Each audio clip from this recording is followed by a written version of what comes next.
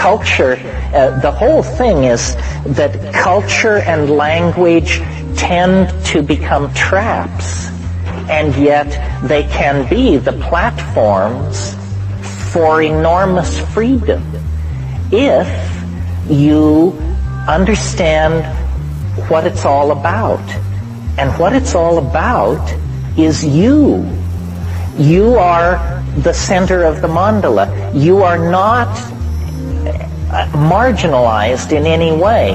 And the message that the culture gives us is that we are marginal. It doesn't matter whether if you've got $100 million, Fortune magazine will inform you that so do 10,000 other people on the North American continent. There's nothing special about you. And so we are constantly, this is part of the democratic legacy. We are constantly told, you're not special. Special isn't special. Anybody could do it.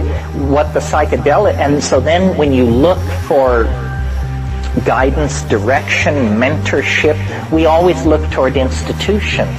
Well, I'll go to the university, or I'll go to the army, or I'll do something. Somebody will tell me, will give me a larger purpose. But it's really yourself that is the final arbiter.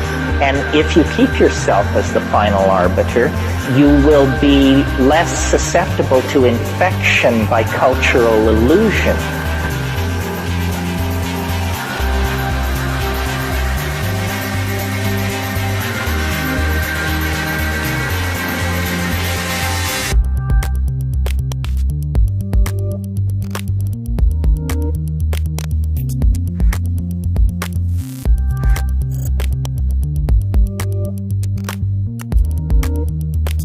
Art's task is to save the soul of mankind, and that anything less is a dithering while Rome burns.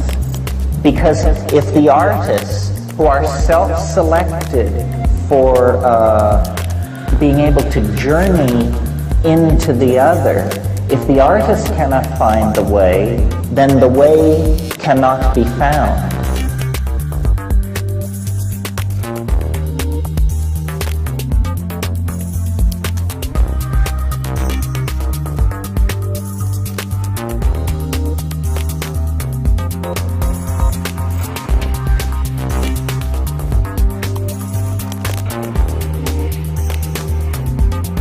We all are sold a bill of goods. Maybe you remember the Bob Dylan song where he says, it is not he or she or them or it that you belong to. This is what psychedelics teach you. We're not going to learn it from Der Spiegel, from Time magazine. It doesn't come like that. Direct experience, your opinion, your feelings, your sexuality is the only real thing in your universe. Don't transfer loyalty to ideology, to money, to party, to friends. All of these things are outside of the core of your reality, and centuries of programming have been laid on to all of us to take away the power of our own direct experience. This is why psychedelics are illegal. They don't care whether people jump out of windows or any of that. They're not interested in public health. They do not want people to take back their minds. And we're going to take back our minds. Soon. The sooner the better.